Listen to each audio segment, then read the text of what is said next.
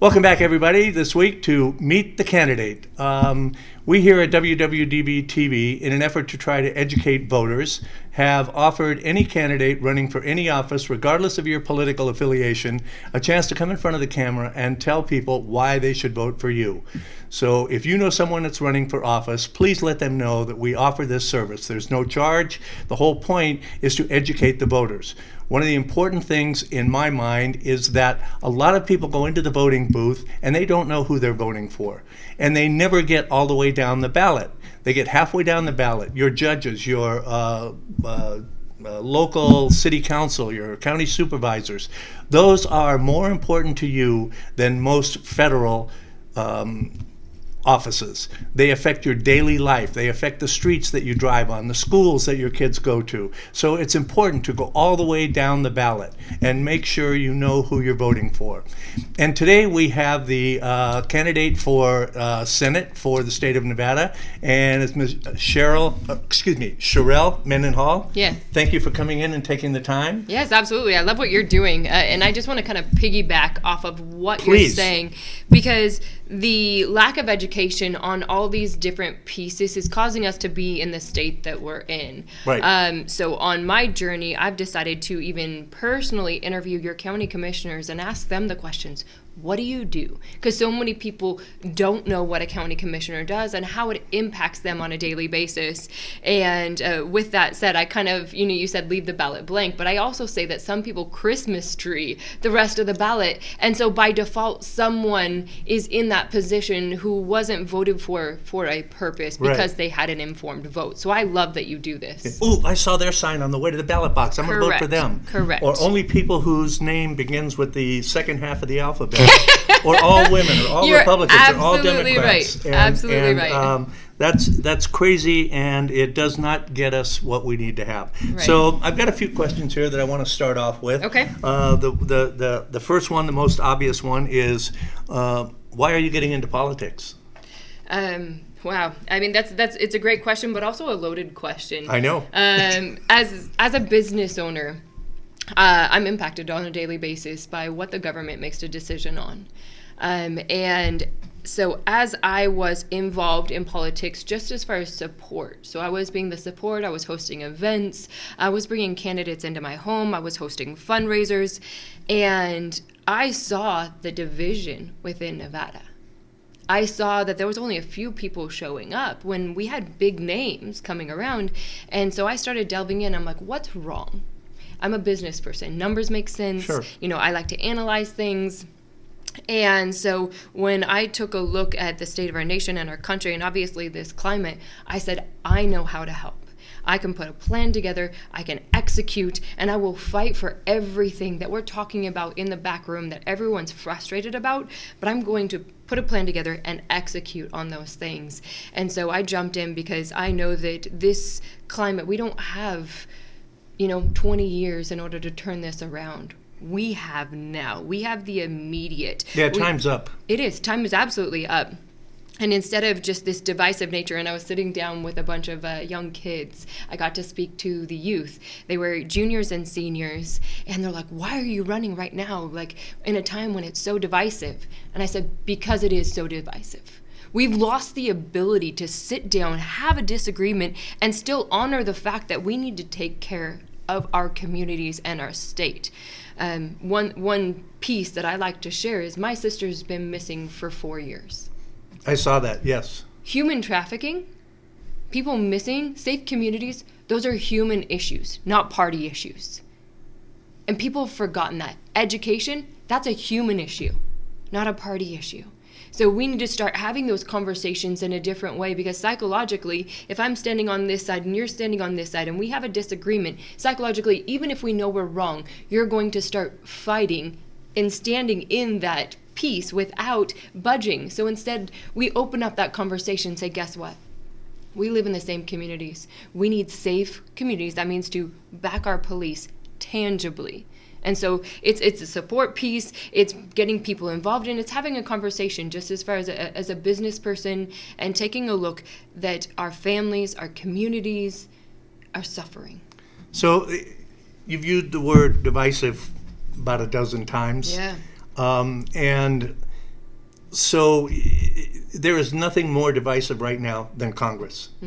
You have both sides not willing to step across the aisle. Absolutely. Both sides saying, nope, this is it, we're not doing this. Correct. You know, that's because we don't want them to get anything, they don't want us to get anything. Yes. So what would you do to help change that? How would you, let me ask you this question, going a little further.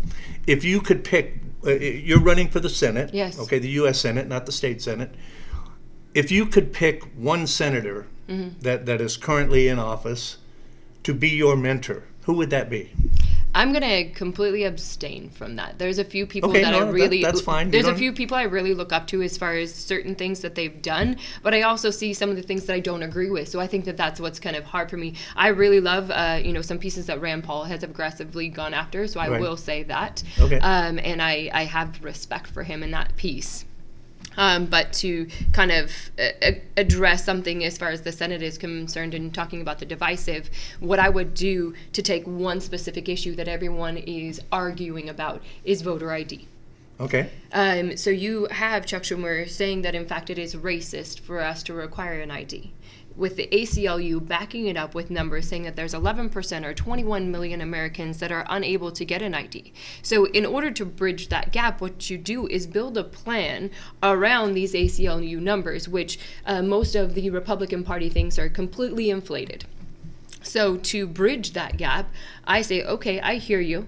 These are the numbers that you're putting forth, so I'm going to build out a $3.9 billion stipend in order to make sure that money, it's not going to TVs, it's actually going back to state and local government in order to get these IDs and ensure that we can actually have a mandatory ID registration so people can go and vote. So that way we kill the debate. We don't just sit there and call each other liars. We don't say it's stolen, it's not stolen. You come to a meeting ground and say, hey, okay, I hear you. That is how many people you have surveyed and you believe need to be able to have an ID for this to be fair and for people to be voting. And so you build that out. And I've also built it to the highest number they put out there, because I don't like putting together a budget and not hitting the budget. So they said it could cost up to $175 per person, including a gas stipend.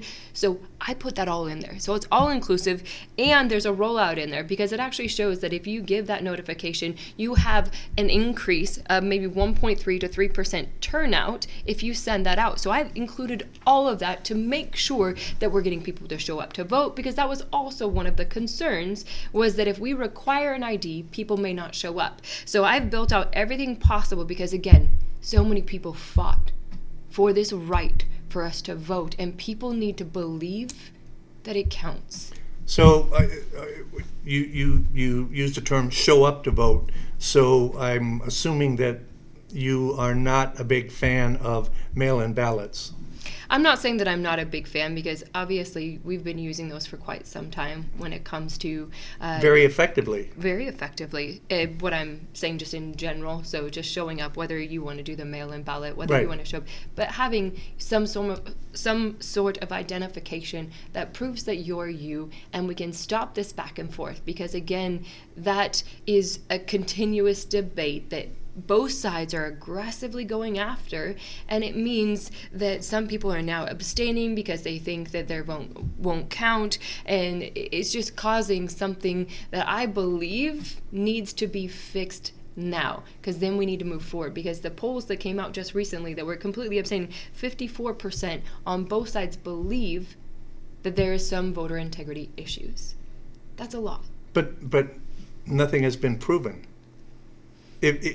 Just because you believe something doesn't make it true. Right. And the American public has shown that to be true for years and years and generations. Right. So my piece and how I have that conversation is, so the Secretary of State says that they have, here in Nevada, have identified there has been some fraud.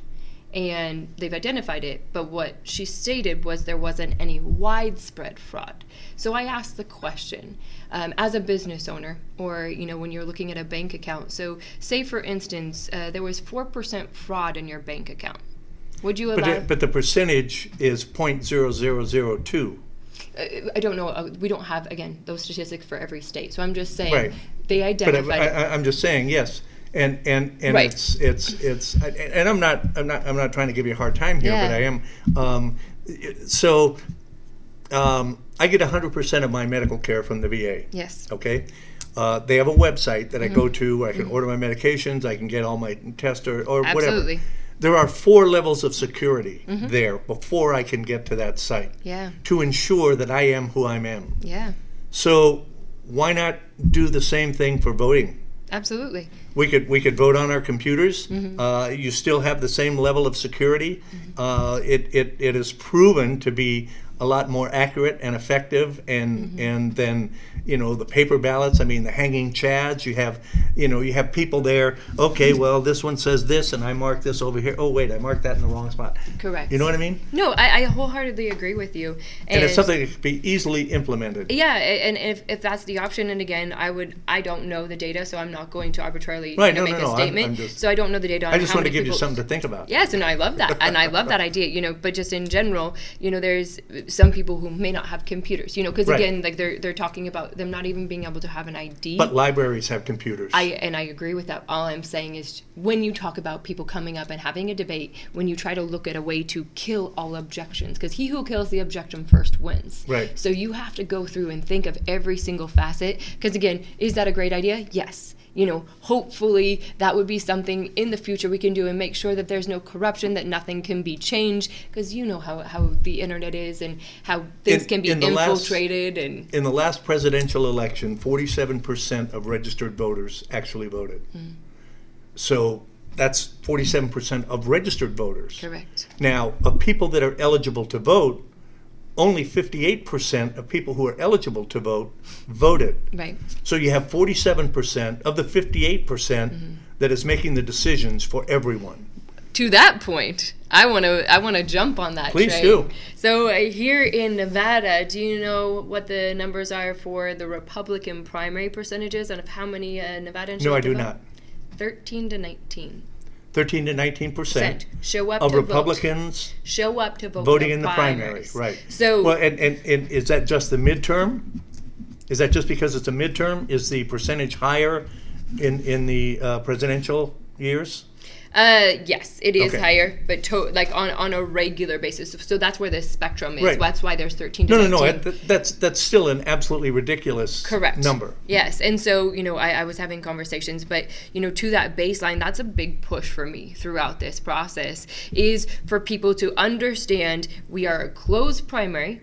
You need to make sure that if you would like your voice to be heard, because we get disappointed once we get to the generals because the person that was put forth isn't even capable and is not pinned against the right person in order to beat that individual in the general election. So that is something I'm trying to educate and inform, just like you're doing right now. Educate and inform. 13 to 19% of us are showing up in order to vote in the primary, and then the big election comes, which is the general. Right. And you have a higher percentage of a turnout. So I want people to understand that I use the vision Moneyball, the movie Moneyball. Yes. You have to pick the right individual to go against the incumbent to win that race. It's not just about popularity. It can't just be about those elements anymore. And in most cases, the people on both sides that are the most probably would be the best candidates don't want anything to do with politics. You're absolutely right. And I've had a philosophy for years, and my thought has always been, anyone who wants to run for public office should not be allowed to. That it should be a draft situation like the military, that you as a business owner, you are drafted for 4 years and you are going to serve as a politician, blah, blah, blah, blah. I know that's a ridiculous thing, but it was... No, I love that, because I love challenging almost everything, and I think that is kind of contradictory in this world, but it's just like, okay, we ask the question, why is the president elected for 4 years? Why is the Senate elected for 6? Is this, in this day and time, the best process? Is it effective? Is it efficient? I like to challenge absolutely everything, and I agree with you, because I take a look at it, and almost everyone talks about, I'm going to vote for the lesser of two evils, instead of... But that's the choice that we have. Right, and That's the only choice that we have. That's the problem. And then there are countries in the world that you are, as soon as you become old enough to vote or eligible to vote, Yeah. you are required to vote. You don't have to register. You are automatically required to Right. vote. And if you do not, you are fined. And I've always thought that was a pretty good idea until most recently, and I realized how many stupid people there are in this country, that may not be such a good idea after all. I was going to ask your opinion on that, but you just shared it. I love that. But I mean, there are, and I hear politicians talk about, well, we can't do this because of that. Right. But we can change that. Thank you. You know, the universal health care, Right. you know, almost every major developed country in the world has it. Well, we can't do that here because that's BS. We can do it if we want to. Right. And we have shown as a nation that if we put our mind to it and if we decide that this is what we're going to do, Yeah. we do it. I mean, the entire highway system that we have in this country and the rail system was done by Eisenhower shortly after the Second World War. And look what was done. We can do that. And we need to do it. Right, and I love that you're kind of talking in that spectrum, because in reality, we have so many things that people aren't challenging. They're just saying this is the way it's been done, but that's the definition of insanity. You know, and we need to take a look at things from a different perspective. One example, you know, when people talk about cannabis. I'm sorry, when they talk about what? Cannabis. Oh, cannabis, yes. And legalizing cannabis, and then, you know, the implications of it might hurt the small businesses. Okay. Well, let's build out the legislation behind that to ensure that anything coming from, you know, mandatory from the hospitals that are going to be prescribing it, say, and this is our arbitrary number, but 10% needs to come from small farms. Because if we're talking about supporting small business, you can write that into legislation. Well, the requirements to be in the cannabis business are almost unattainable unless you are a multimillionaire. Correct. And so basically building it out to make sure that we have these safeguards in place, because right now people are asking the question, where did this cannabis money go that was supposed to go for the schools? Well, if you read it properly, it's not federally legal. So it's in a general fund. It cannot go directly to schools. Right. So if we want to change that, we need to change that with someone who's going to write it out and build in the right safeguards. So as we move forward, the money is going to the right place. We're protecting the small business, because as soon as it's federalized, you obviously are going to have big guys coming in. It's the same thing with healthcare. So with universal healthcare, everybody has all of these debates. They're having all of these, for or against this and that. Okay. Well, based on our system, we can have a hierarchy. We can build in some additional layers so that way we kill all these objections. And I said it before, and this is a business thing. And it's cheaper. He who kills the objection first wins. So you have to take these objections you already know they're going to do. You build them in to make sure that it's advantageous for the doctors. So, you know, I've heard so many arguments where we're going to have a lower level of doctors if we're not competing, you know, against each other. There are so many different things. Do you know how many doctors that get frustrated and just say, to hell with this? Right. You know, I cannot treat my patients because the insurance companies won't let me. I wholeheartedly agree. And some people are going rogue. You have people going And independent. if you want to talk about universal health care, we have it in this country and it works. And the VA is doing it. Mm-hmm. I mean, I pay nothing for my health care. Right. I mean, other than physically what I've had to... Right. Well, and that's the platform. You know, you have the platform, and there may be some amendments in order to make it on a grander scale. But I agree with you. Why are we not taking a blueprint, you know, making sure that it makes sense for everyone? Right. And if we start down the road and something isn't working, correct, we can always make a little change. Right, which is so and important. And that's what the Constitution was built on, so that it is a living document. Right. It's not something, you know, a couple hundred years ago and we're stuck with that. No, it is a living, breathing document that we can change as we need to. Right, and having an entire, you know, hardline, because, you know, capitalism, you know, is great for our country, you know, and our platform, and so many people are afraid of certain aspects looking like socialism, looking like these pieces. Okay, well, we already have socialism in this country. That's the police department, the fire department, the libraries, the schools. That's socialism.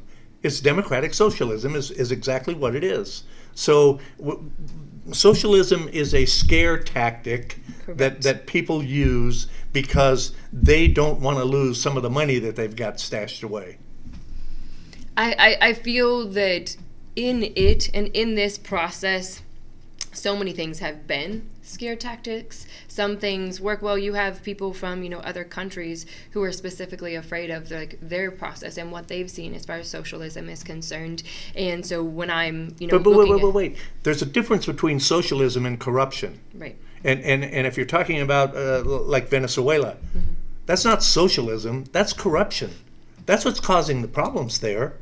You have somebody who is, okay, well, we have a system here. I'm going to do everything I can to take advantage of that system, and hooray for me and to hell with you. And that's what's going on. Right. So you can't blame, just like you can't blame the capitalism is bad or good. The people who are at the top tier are the ones who are deciding how that gets disseminated, trickled down to.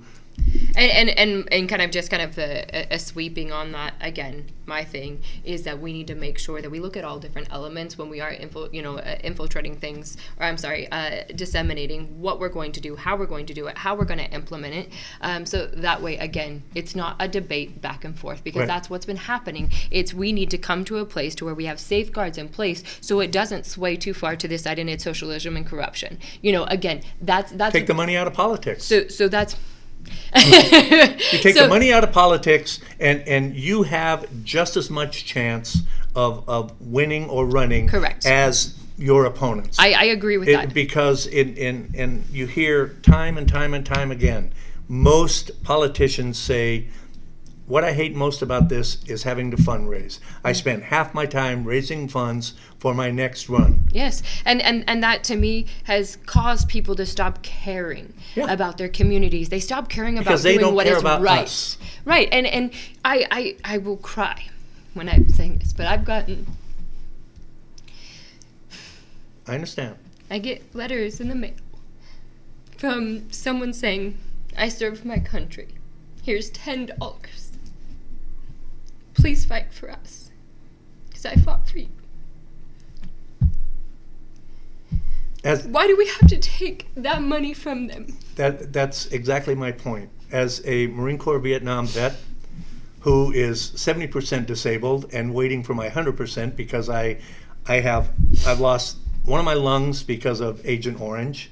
I have bladder cancer because of Agent Orange. Yeah. I can't hear. So it's and I have to say this of I know that the VA has their problems throughout the world or throughout the country. Right. But here in Nevada, we have the best VA system I've ever seen.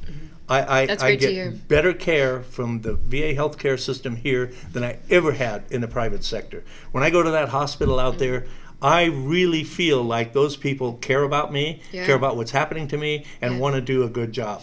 And I mean, with the new hospital and the new clinic right up the road here, and I don't care what anybody says, we have Harry Reid and Dina Titus to thank for that, because they're the ones that spearheaded that effort to get that here. So kudos to them. But it's so we can do it, and I understand that, because the reason that I'm doing what I'm doing here is because I'm a small business. The pandemic almost killed me. Right. I mean, it literally shut me down for 4 months. And so I don't have money to give. Right. But I do have airtime, Right. and I do have this studio. Right. And so this is resources. my way of helping out and giving back. Right. And the number one issue that I think that we need to address more than anything else in this country is education. Oh, yeah. People do not have any clue about critical thinking. Right. I wholeheartedly agree on that. I mean, that is where we need to, and I see people bailing out of the public school system. Well, I'm going to put my kids in private school. Right. No, fix the public education system. I went to school here in Nevada in the 5th and 6th grade when I was a kid. Yeah. We then moved back to Southern California. Yeah. When I got to Southern California, I was 2 years ahead of the kids in that school. Right. I sat on my butt and didn't have to do anything for 2 years. That's how good the education system was here. And it can be again. Right. And we have to respect our teachers. We have to give them the tools. Yes. And teach children how to live not how to pass tests. Right. Oh, Sorry, I'm not running for anything. I'll shut up now. No, I'm there with you, and just I wanted to say two things before we close, because education is so important, and critical thinking needs to be instituted. And I can see this when I am hiring individuals. It is amazing how many of them need to just be told step by step versus them taking initiative and being able to decipher what needs to be done without me telling them what to do. And I know you know that and feel that Right. as a business owner, and how hard that is. And people need to be able to fail again. You need... And that's exactly right. They need to know that if they screw up or they fail, you're going to help them. You are not going to bury them. Correct. Because, okay, you made a mistake. Yep. You screwed this up. Yep. But you know what? You made a decision and you moved forward. Let's fix it. Correct. And I love the analogy of, you look at a tree. And when it's growing, if you don't have a little bit of wind as far as resistance, Right. it doesn't build up that strength. So when a storm comes, it can stand. But if not, it gets destroyed. That's the same thing with individuals, with people. If you are going through school just as, a piece, and you're in third grade and you're not performing it the way you should be performing, and they do in fact hold you back because it's the best thing for this child, that's what needs to be done, Right. because that little bit of resistance may make him try harder in that next year, or Right. her try harder in that next year, and then go to the force. So that way, when they do, they have built up this resistance, this strength, in order to make sure they're not slacking off, because sometimes innately people like to be lazy, Yeah. and give only a little bit of their effort. It's psychological, the path to leave, to get there. It's I where skated all the neuropath way is. through high school. Your neural I did pathways. just exactly what I had to do to Correct. get by, just to pass, and that was Correct. it. But looking back now, I'm amazed at how much I did learn. Yeah. And I went to college after I got out of the military, and I went back because I wanted to learn. Yeah. That's why I went back. And I think that if we could take kids at a certain age, and I don't know what age, this is a weird thing, but if we took them at 13, 14, 15, took them out of school, Yeah. and give them some kind of experiences in the real world for a year, and then let them go back Yeah. and see, okay, I like doing this and I like doing that. That's what schools, when I was in school, we had all kinds of opportunities. You want to go to wood shop, auto shop, metal shop, Yep. home economics, all of this stuff, art, music, band, sports. Yep. And we're taking it all away from the kids, and we're just teaching them, okay, well, let's just teach them to pass the Right. test. So I've been talking about this a lot, actually, so I love Please. that you bring this up, because I learned to drive tractor. I was in parliamentary procedures. I was in shop class. I was Right. in all these different things that made me who I am today. I was in leadership.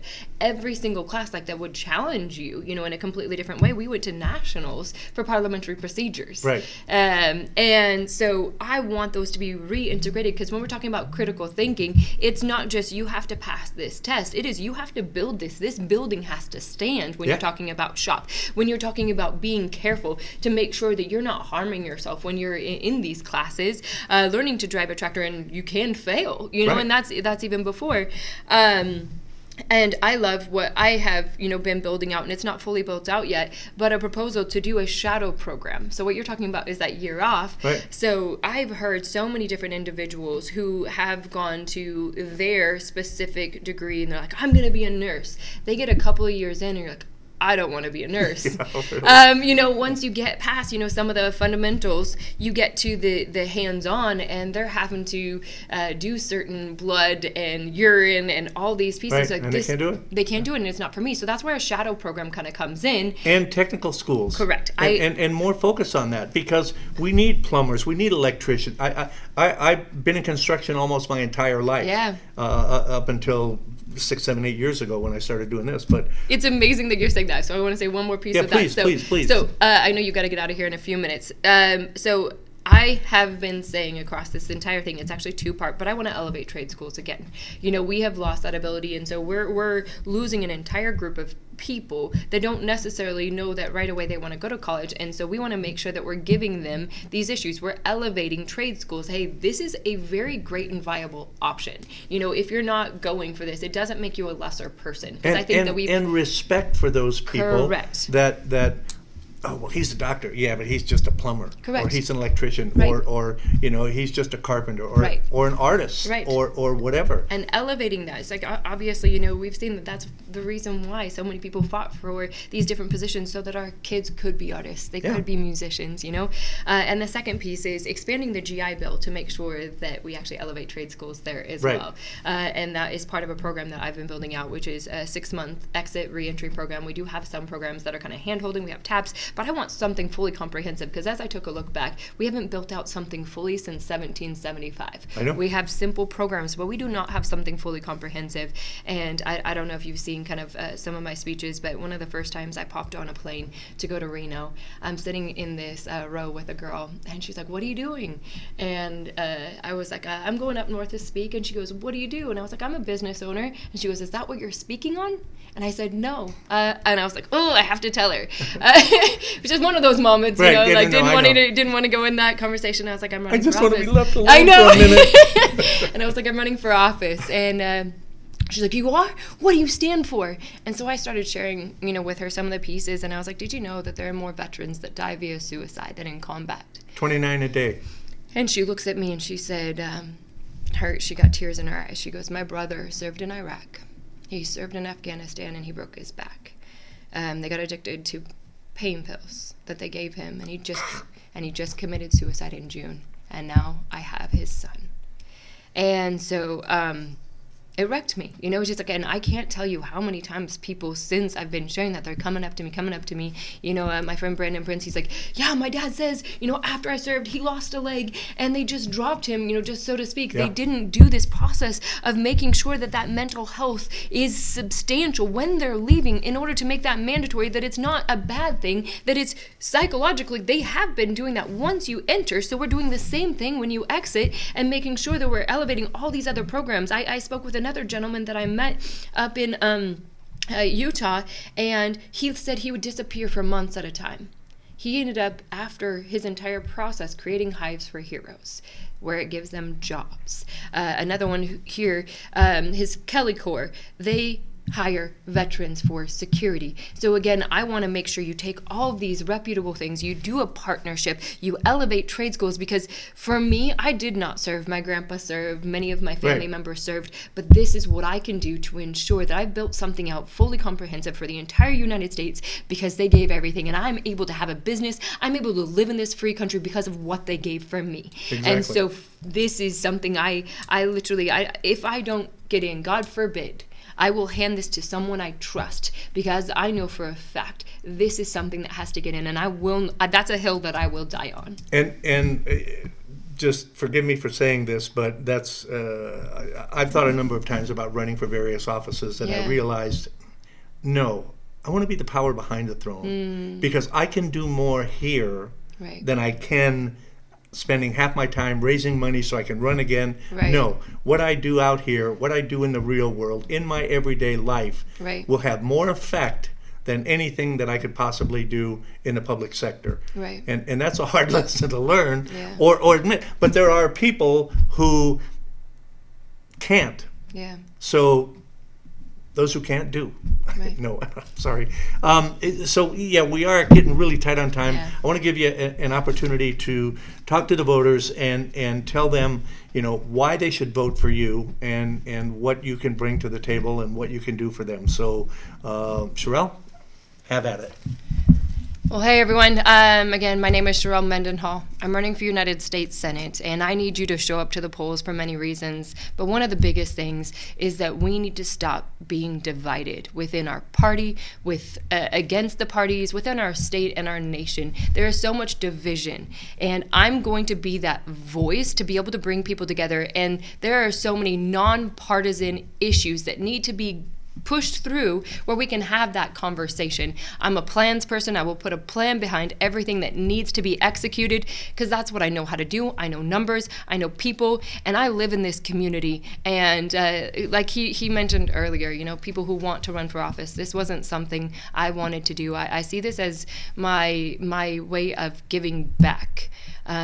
because we have been divided for too long, and we need to get behind someone we believe in and collaborate. And that's the last thing that I've been doing, is I've watched as we have each individual raising money, hosting events, trying to do this on our own. And we need to be doing this together. We need to be collaborating, inviting people to come. Hey, come meet these candidates. Come meet a group of us so that you can actually effectively make a decision, have an informed vote, and go to those polls like we were talking about from the very beginning, and not Christmas tree it, but believe in the people you're voting for again. So I encourage you to go to my website, Sharelle4Senate.com. Get to know me a little bit more. Follow me on Instagram, on Twitter, on every different platform for social media. I'm the one that manages those. So you can reach out to me. I will respond. I will answer. And I'm looking forward to seeing you guys at the polls, because I want to make history. Nevada is positioned to make history, and I would like you to be a part of that. So thank you so much. Thank you, Sharelle. I appreciate it. Thank you for coming in and sharing that. And everybody, we've got more candidates coming up. So you can find us on the website, WWDBTV, our YouTube channel, Worldwide Digital Broadcasting TV, and our Roku channel, WWDBTV. So here's the place to be for the next few weeks or a month until the primary is 60 days away. Well, 60 days. Yeah, June, right. Well, so May 28th is early voting, and June Right. 14th it closes. Right. So, and man, just get out there and vote. Get your friends to vote. Get your family to vote. Just if you could just bring one person, just one more person. If we could all get one more person to vote, we'd be a lot better off. And then you can quit bitching about what's going on in the world. I've been saying 5 to 10. So if your minimum is 1, go for it. But I've been pushing the 5 to 10. At least one. Yes, if you and your 35, minimum. Bring 35. Bring 35. I'm all about that. But that's been something I've been sharing as well. Make sure you guys bring people who don't typically vote. I say don't bring the easy people, and count that as your check mark. Bring people who typically don't know. Inform, share on the platform, so that way we can actually do something different in this state. Okay. Thank you all. And remember, if you're going to do it with styles.